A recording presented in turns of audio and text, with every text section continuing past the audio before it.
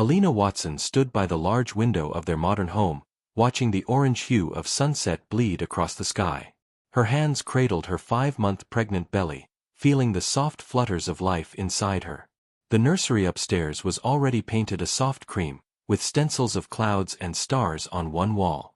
She'd spent hours planning it, sketching designs and picking colors, imagining the laughter that would soon fill the empty room. She glanced at the clock. 7:45 p.m. Daniel was supposed to be home an hour ago. Again. She walked over to the kitchen and poured herself a glass of orange juice, trying to quiet the gnawing thought in the back of her mind. It wasn't like this in the beginning. In the first few months of her pregnancy, Daniel had been attentive, reading articles about baby development, kissing her belly each morning, buying her prenatal vitamins without her even asking. But lately, he had changed. The first shift had been subtle. A few late meetings. Then came the business trips. Now, it was missed dinners and cold shoulders. He kept his phone face down on the table, and Alina had caught him quickly exiting apps the moment she entered the room. When she asked who he was texting, he'd offer vague responses like, "Just work stuff," or, "You wouldn't know them." She tried to brush off the suspicion. She told herself he was stressed. Real estate had its ups and downs. Maybe he was just under pressure. But deep down, a quiet voice whispered that something was wrong. That morning, she had made his favorite breakfast, scrambled eggs with avocado toast and cinnamon coffee. He barely touched it. Just scrolled through his phone with an unreadable expression, said a mumbled, "Thanks," and rushed out, not even noticing the new sonogram photo she had pinned on the fridge. She sat now on the couch where they used to cuddle and binge-watch documentaries. It had become her silent corner, where she spent hours with her sketchpad, drawing dream versions of a life that now seemed to be fading. Her latest design was a soft, moonlit portrait of a mother holding her child. She titled it, "Waiting." The sound of the garage door interrupted her thoughts. Daniel was finally home. Alina stood quickly, adjusting her cardigan, instinctively brushing her hair with her fingers. She wanted to believe that maybe tonight would be different. Maybe he'd notice her. Maybe he'd smile at her bump again. The front door opened, and Daniel walked in, dressed in a crisp black suit. He looked tired, but not the kind of tired that came from hard work. More like someone drained from a life he no longer wanted to explain. "Hey," Alina said softly. "Hey," he replied flatly, walking straight past her into the kitchen. No hug. No glance. No acknowledgement of the child growing inside her. She followed him in, her fingers trembling slightly. "Dinner's in the oven. I made lasagna, your favorite." "I already ate," he replied, pulling a bottle of water from the fridge and chugging it without looking at her. Alina stood still, unsure of what to say. Her chest ached with an invisible weight. It wasn't the silence that hurt, it was the familiarity of it now. The distance between them wasn't measured in steps anymore, but in shared memories that were no longer shared at all. Later that night, as she lay alone in bed, her back turned to the empty side where Daniel used to sleep, she felt the baby kick again. She placed her hand over the spot, whispering, "It's okay. I'm still here."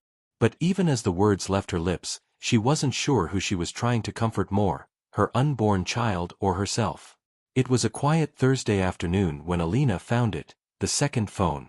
She was sorting through the laundry in their master bedroom, folding Daniel's neatly pressed shirts and placing them in the dresser like she always did.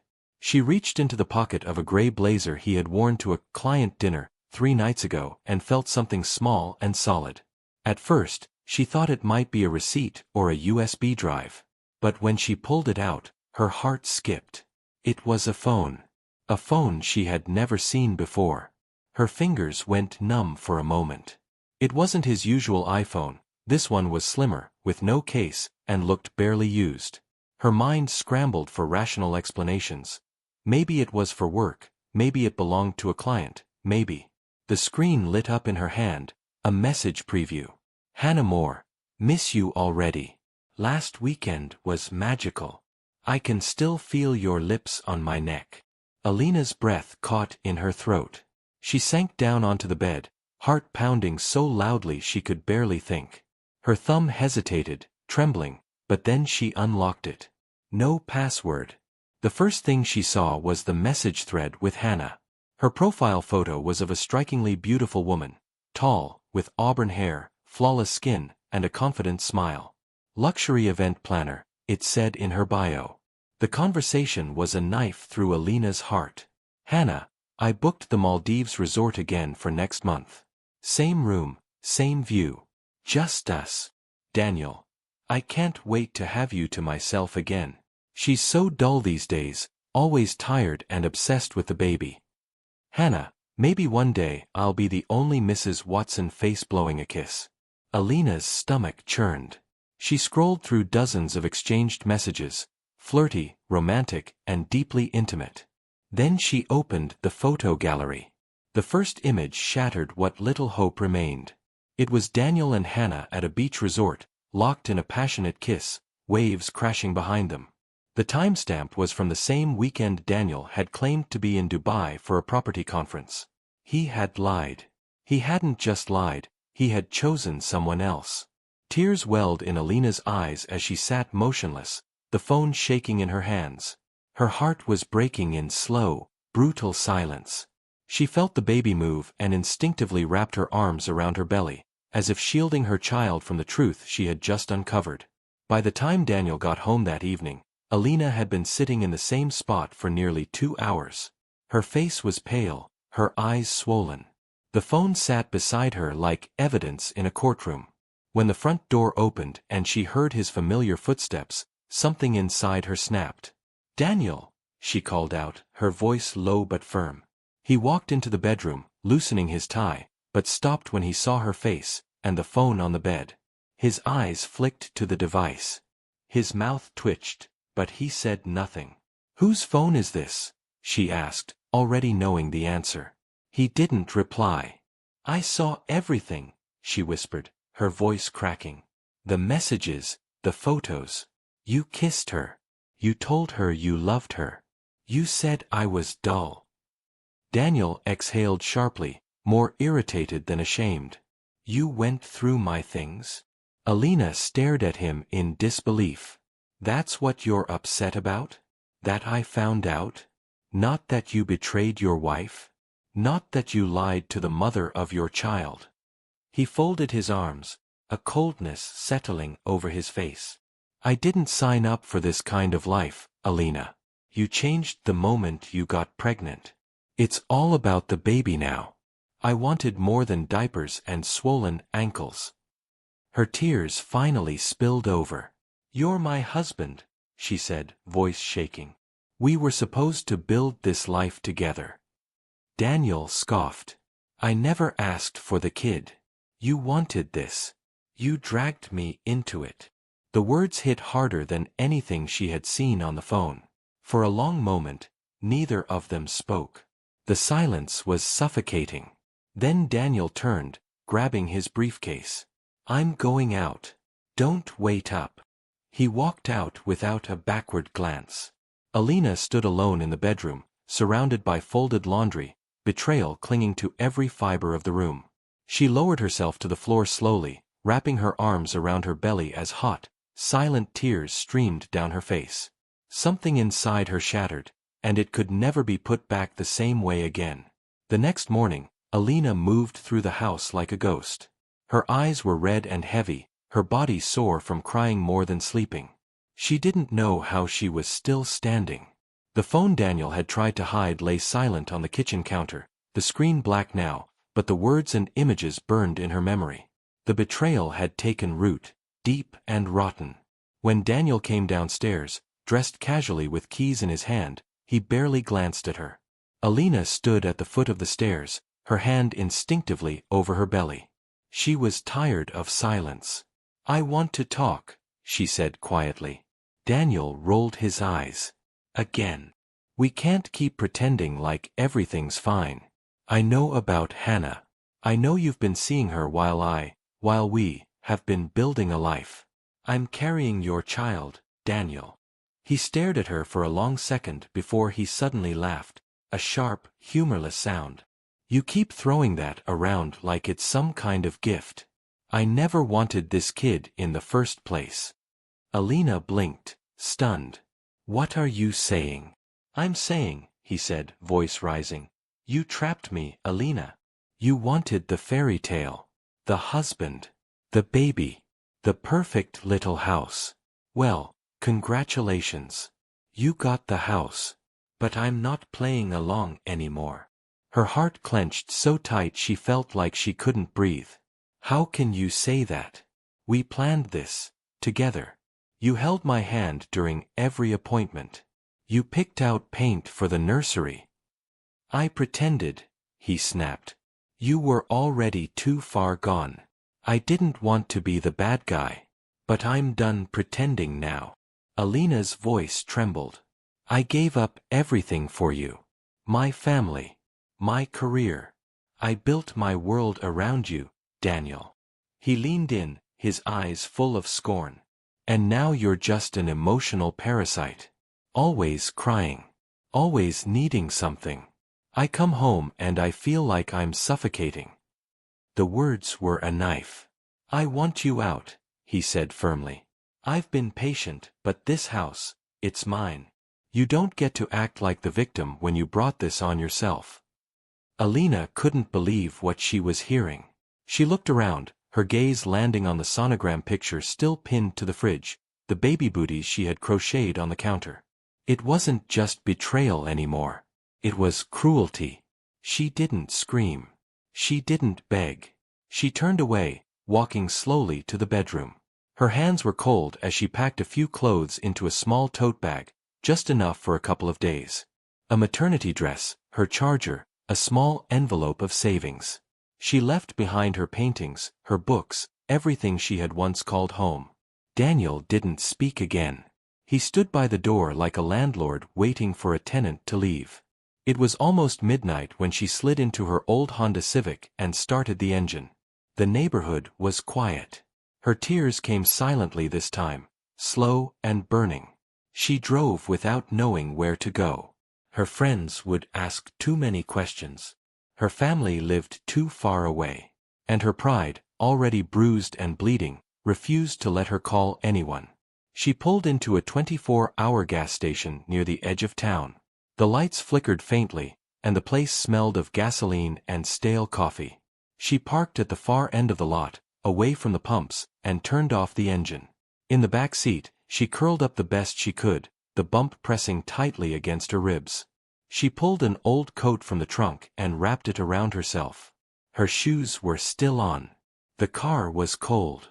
Her heart was colder. She stared at the ceiling of the car, her vision blurred, the silence deafening. Her hand rested protectively over her belly. "I'm so sorry," she whispered. "I didn't know it would be like this." And with swollen eyes and a trembling body, she cried herself to sleep. The days blurred together like watercolor streaks in the rain, soft, shapeless, and hopeless. Alina's car became her shelter, her prison, and her only place to grieve in silence. Parked beneath the flickering street lamp beside a 24-hour cafe, her Honda Civic sat unnoticed by most passers-by. But for Alina, it was now her bedroom, kitchen, and sanctuary from a world that had turned cruel too quickly. Each morning, she waited until the cafe was nearly empty before stepping out. She'd shuffle quietly to the restroom, careful not to make eye contact with anyone. Using the cracked mirror and cold water, she tried to scrub away the exhaustion clinging to her face. Her hair was tied back in a messy braid. Her oversized hoodie no longer hid the roundness of her belly, and her jeans pinched uncomfortably around her waist. She bought the cheapest thing on the menu, usually a small muffin or a black coffee. She'd sit at the corner table with her sketchbook in front of her, pretending to be working. But most of the time, she just stared into space, fingers occasionally brushing against her stomach to feel some sign of movement. The baby had been quiet lately. Or maybe she'd been too numb to notice. Her phone vibrated in her tote bag, again and again. Sophie Green, her best friend, was calling. Sophie's name lit up the screen, then vanished, only to reappear minutes later. Alina watched it ring, her thumb hovering over the screen. But shame was a thick fog, wrapping around her like a noose. She couldn't bring herself to answer. How could she explain everything? How could she admit that her perfect marriage had cracked apart so violently that she now slept in her car, 7 months pregnant, afraid of tomorrow? By the third day, the ache in her back became constant. Her feet swelled from sleeping curled up in the back seat. Every noise outside startled her. The sound of engines, the occasional honk, the buzz of voices passing near the car, all of it made her feel like a ghost hiding in plain sight. It was during one of these long, empty afternoons that someone noticed her. Mrs. Ellen Harper, a silver-haired woman who worked behind the counter of the cafe, began watching Alina with a quiet curiosity. She was in her 60s, with kind eyes and a voice that always spoke gently to customers. She had noticed the girl with the sad eyes and growing belly who never ordered more than a muffin. She saw how Alina lingered near the restroom, how she returned to her car and didn't leave for hours. That night, as Alina returned to her vehicle and slumped back into the seat, she found a brown paper bag resting quietly on her windshield. Inside was a turkey sandwich, a banana, and a small bottle of apple juice. No note. No name. Just kindness delivered in silence. Alina looked around the empty parking lot, confused and overwhelmed. She clutched the bag to her chest, her throat tightening as she slowly climbed into the back seat. She hadn't realized how hungry she was until she took her first bite, her tears mixing with the taste of mustard and gratitude. Later that night, under the glow of the overhead lamp, she lay curled in the same uncomfortable position, but something changed. Her hand rested on her belly, and for the first time in days, she felt it, a strong, distinct kick from within. She gasped, her fingers pressing gently over the spot. Another kick followed. And another. Her baby, alive and responding. Alina covered her mouth, trying to muffle the sob that escaped. She cried, not just from sadness, but from the flood of emotion she'd buried for days. She whispered softly, "I felt you. I feel you." And for a moment, in that cramped, quiet car, she didn't feel entirely alone. It was just past 6:30 in the morning, and the sky was still smeared with gray. A light drizzle tapped on the windshield as Alina sat slumped in the driver's seat, dozing off after another restless night. Her back ached from the tight space, her feet swollen from the lack of movement. She hadn't even realized she'd drifted off until a firm but gentle tap on the glass startled her awake. She jolted upright, blinking rapidly. Her heart immediately pounded. Strangers never approached her car. Was it security? A police officer? Her hand flew to her belly protectively as she turned. Standing outside was a man, mid-40s, clean-shaven, sharp navy blue coat, leather gloves, polished shoes. His expression was calm, his posture confident. He didn't look threatening. Just certain. Alina slowly lowered the window halfway. The air outside was crisp. "Are you Alina Watson?" he asked, his voice deep but kind. She hesitated.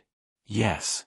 Without another word, he reached into his coat pocket and pulled out a plain white envelope, sealed and clean.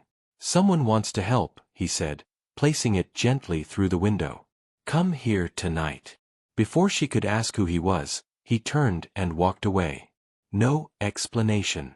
No demand. Just calm footsteps disappearing into the soft morning mist. Alina looked around the lot, confused.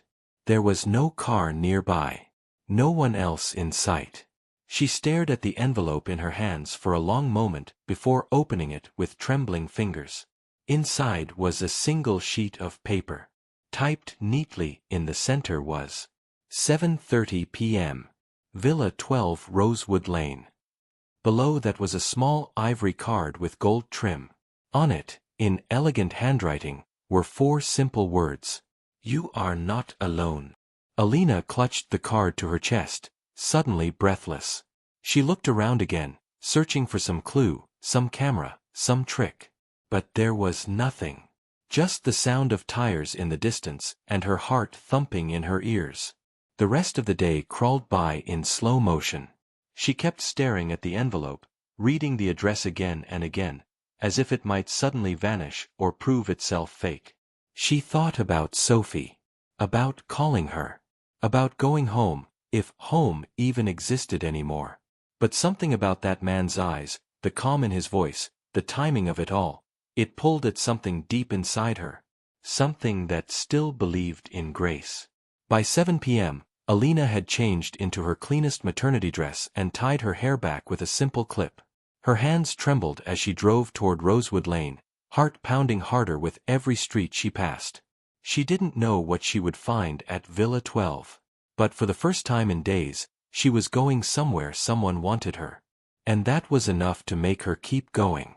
The sun had set completely by the time Alina pulled up to Villa 12 on Rosewood Lane. The house stood out, even in the upscale neighborhood, an elegant white brick villa with soft amber lights glowing from the windows, vines curling along the pillars, and a tall oak tree swaying gently in the evening breeze. Everything about it felt warm, lived in, welcoming.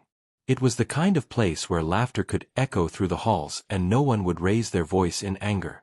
Alina sat behind the wheel for a full minute before stepping out. Her nerves were taut, her hands damp. She was still half convinced this might be a mistake, some elaborate prank or misunderstanding. But then the front door opened as if on cue, and a tall woman stepped out onto the porch. She was in her 40s, elegant in a dark green wrap dress, her curly hair pulled back, eyes sharp yet kind. "You must be Alina," she said with a smile. "I'm Amara. Come in, sweetheart. We've been waiting for you." Alina hesitated before walking up the path, every step echoing louder in her ears. As she entered, the scent of vanilla and cinnamon welcomed her in. The villa's interior was breathtaking, modern yet soft, with plush chairs, floral artwork, and bookshelves filled with novels, memoirs, and photo frames. It didn't feel like a stranger's house. It felt like a safe haven. In the living room sat a group of 7 women, all in different stages of life, some older, some closer to Alina's age. One woman wore a headscarf and held a sleeping baby in her arms. Another, with silver-streaked hair and a velvet shawl, was knitting. A younger woman with a nose ring tapped her fingers anxiously on a coffee mug. Despite their differences, they all had something in common. They turned to Alina not with curiosity or pity, but recognition. Amara gestured for her to sit, offering a cup of tea without needing to ask. Alina murmured a soft, "Thank you," as she perched on the edge of a couch, her hands clutching the cup like it might anchor her. Amara stood in front of the room. "This is our sister circle. We meet every Thursday, sometimes more when someone new needs us." She turned to Alina. "We don't ask questions you're not ready to answer. We just listen. When you're ready, you'll speak. Until then, let us remind you, you're not alone." And just like that, the stories began. One by one, the women opened up. Cynthia, the oldest, had escaped a 25-year marriage with a man who used her as his punching bag. Layla, the young mother, had run away at 7 months pregnant when her boyfriend tried to force her into giving up their child. Jade, the girl with the nose ring, had been abandoned by her fiancé the day after telling him she had cancer. Each voice was calm, each story brutal in its own way. But they spoke without shame, without apology. Alina listened, her throat tightening with every passing moment. She felt their pain, mirrored in her own heart, but more than that, she felt their strength. When the room grew quiet, eyes turned to her gently. No pressure, just warmth. She opened her mouth and closed it again. Then finally she whispered, "My husband threw me out, while I was carrying our child." Silence. Then soft nods. Tears fell, not in silence this time, but freely. Alina wasn't crying from pain, she had done enough of that. This was different. It was release. It was the unburdening of a secret she had carried alone too long. Amara moved closer and placed a hand over hers. "You've just taken your first step back," she said softly. "And we'll walk with you the rest of the way." For the first time in weeks, Alina breathed without heaviness. The next morning, the soft knock on the villa guest room door stirred Alina from the deepest sleep she'd had in weeks. For a moment, she didn't remember where she was. The bed beneath her was warm, the sheets smelled of lavender, and the sunlight pouring in through the window wasn't filtered through a cracked windshield. She blinked against it, confused, until she remembered the circle of women, the stories, the tears, the gentle hand Amara had placed over hers. Amara stood at the door with a calm smile and a file in her hands. Feeling a little more rested? Alina nodded slowly, still in disbelief. It's the first time I've slept without waking up in fear. Good, Amara said, walking in and sitting beside her. Then you're ready for what comes next. She placed the folder on the bed and opened it. Inside was a lease agreement, a set of house keys, and a glossy brochure with the words, Rise Again Foundation. Housing, Healing, Justice. This, Amara explained, is a small studio apartment about 15 minutes from here. It's part of the safe housing program we run. You don't owe anything for it right now, it's covered through our donors. You'll have your own space, a kitchenette, a private bathroom, and fresh linens. We'll also get you groceries and essentials to get started. Alina stared at the paperwork, stunned. I don't know what to say. Just say you'll accept it. You and your baby deserve a clean, safe place to rest. And more than that, you deserve a plan. As Alina nodded, overwhelmed with emotion, Amara handed her another sheet, a business card clipped to a legal pad. Meet Rachel Hayes. She's one of the best family attorneys in the city. Fierce, brilliant, and not easily intimidated.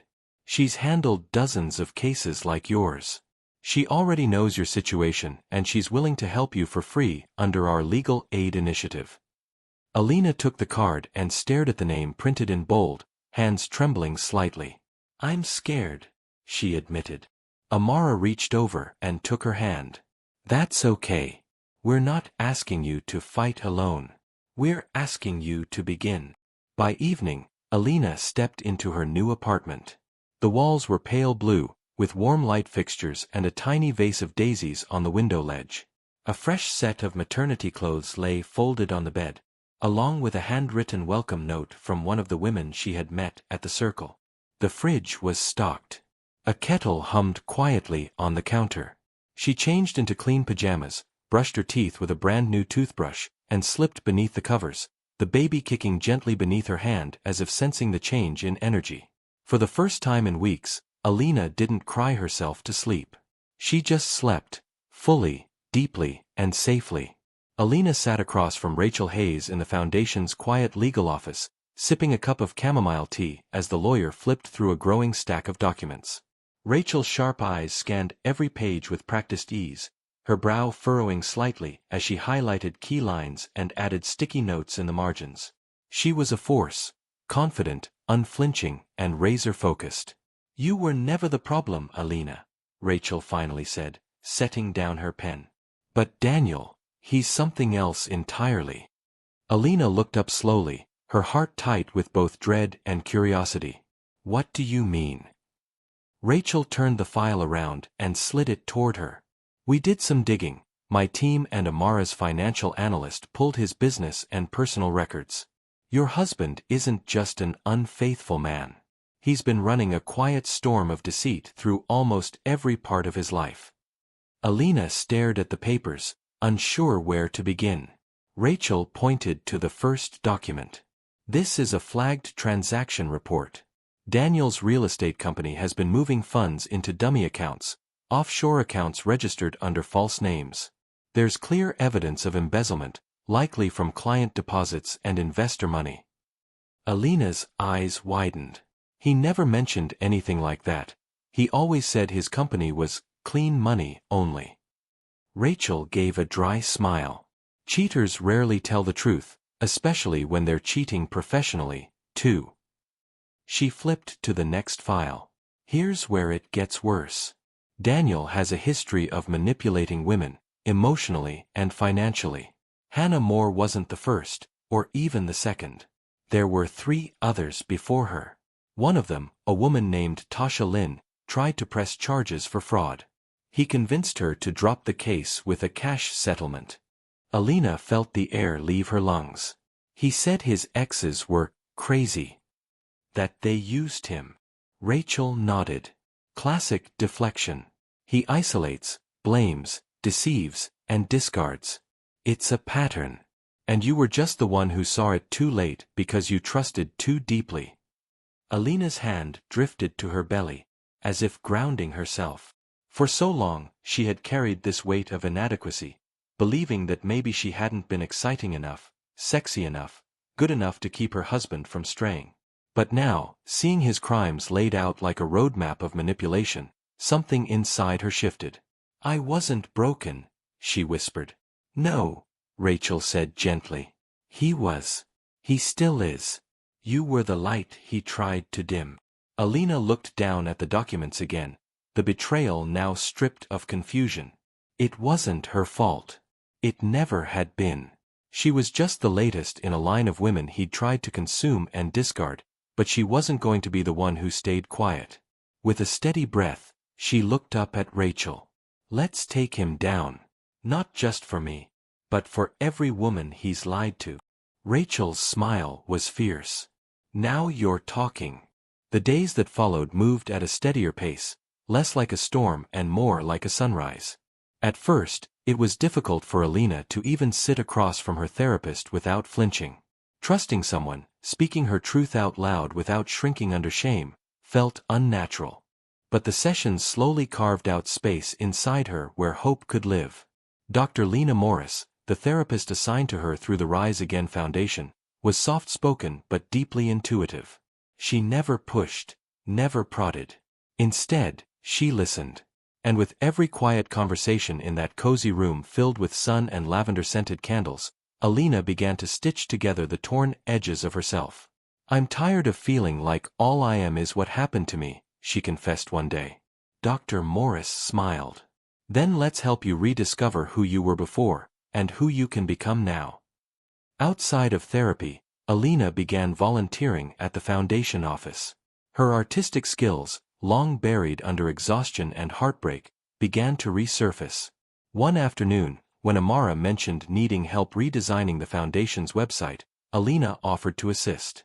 Within days, she was designing new logos, adjusting color palettes, and building landing pages that felt empowering rather than clinical. Soon, word spread among the women's circle, and others began approaching her, asking for help with small business branding, personal blogs, and even online resumes.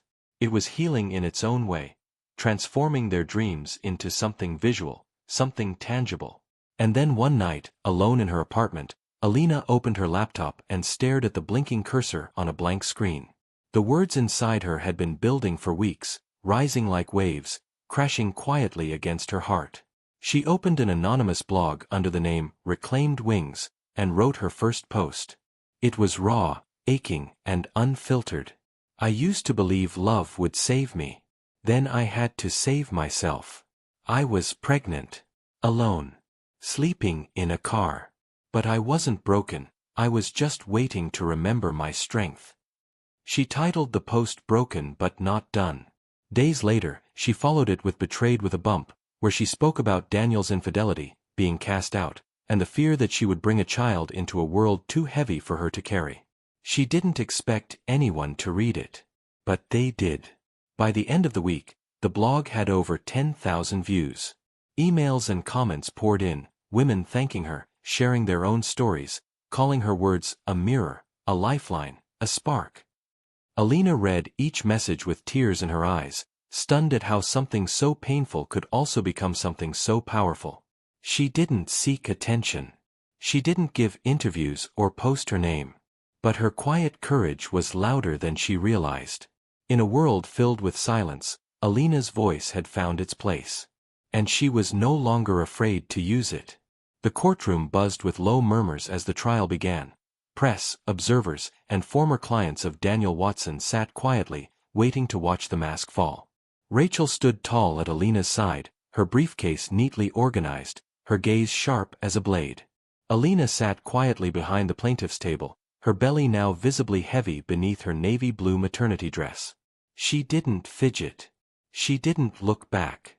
Daniel entered wearing a tailored suit, still arrogant, still clinging to the image he had so carefully built. But there were cracks now, sweat at his temples, a forced smile that didn't quite reach his eyes. His lawyer whispered in his ear, but Daniel's attention flicked to Alina. She didn't meet his gaze. Rachel opened the case with fire. "This is not just a case of infidelity," she declared to the court. This is about spousal abandonment, emotional cruelty, financial manipulation, and a man who believed he could discard a pregnant woman like a used contract. The courtroom listened in stunned silence as evidence was presented. Text messages, photos, financial records, and testimonies from women Daniel had misled. Hannah Moore never showed. Others submitted written statements. Alina didn't need to speak. The proof spoke for her. Daniel's lawyer tried to spin the story. He painted Alina as emotionally unstable, even suggesting she misunderstood the situation. But the judge, a stern woman with decades of experience, wasn't buying it. When Daniel finally took the stand, his lies crumbled. His tone shifted from cocky to defensive. He stammered. He blamed others. And at one point, he tried to address Alina directly. "You know I loved you once." Alina never looked up. Her silence was louder than any words he could throw at her. After a tense pause, the judge issued her ruling. Daniel was found guilty of spousal abandonment, ordered to pay full child support, and fined for emotional and financial damages. The judge's closing remarks were clear: this court does not tolerate cruelty disguised as charm. As the gavel struck, the courtroom erupted in whispers. Alina stood slowly, her hands resting over her stomach. She walked past Daniel without a single glance, her heels clicking softly across the marble floor. She wasn't skipping. She wasn't smiling. But she was walking away on her own terms. Free. Heartbroken, but no longer helpless. The soft cries of a newborn echoed through the maternity room, followed by a burst of quiet laughter and tears. Alina held her baby girl against her chest, her heart swelling with a kind of love she hadn't known was possible. Tiny fingers curled instinctively around her thumb. The nurses smiled gently as they stepped out, giving her a moment alone. "Hope," Alina whispered. "Your name is Hope." Hope Watson entered the world with a strong cry and a heartbeat that reminded Alina why she had fought so hard. The journey here had been steep and brutal, but it had led to this. A second chance. A clean page. A life wrapped in pink blankets and soft skin. 2 weeks later, Amara's villa was transformed into a celebration of love and resilience. The front garden bloomed with marigolds and lilacs, white lanterns swayed from the trees, and the women from the circle, her new family, filled the space with laughter and warmth. Ellen Harper had baked a towering cake with buttercream roses. Sophie Green, finally in the loop, had flown in from across the state and cried the moment she held Hope in her arms. "She looks like you," she whispered. "Strong, already." Alina stood in the center of the room, wearing a pale lavender dress and holding Hope close, her speech written on a crumpled piece of paper that her fingers couldn't stop smoothing. She cleared her throat. The room quieted. "I once thought motherhood would come with comfort, with certainty. But for me, it came with betrayal. With cold nights in the back seat of a car, with fear of the next morning. I thought I was broken. But you showed me that broken things don't need fixing. They need reclaiming." She looked down at Hope. "She saved me before she was even born. Every kick reminded me to keep breathing. Every flutter told me I wasn't alone. And today, surrounded by women who held me up when I couldn't stand, I name her Hope. Because that's what she is. Not just mine. But ours." Applause rang out, soft and tearful. Rachel raised her glass, Amara wrapped Alina in a hug, and the other women circled around her, touching Hope's tiny hands and blessing her with their stories, their strength. Later that evening, after the guests had trickled out and Hope was napping in her bassinet, Alina sat on the villa's back porch, sipping tea and watching the stars. Her phone buzzed. An email. Subject: Memoir Opportunity. "We read your blog." Message: "Dear Alina, we followed your blog with admiration. Your story is powerful, timely, and deeply human. We would love to discuss turning your posts into a full memoir. Working title: Sleepless in the Car, A Mother's Fight to Rise." Tears sprang to Alina's eyes again, but this time, they were filled with joy. She looked over at Hope and smiled. They had survived. And now, they would soar.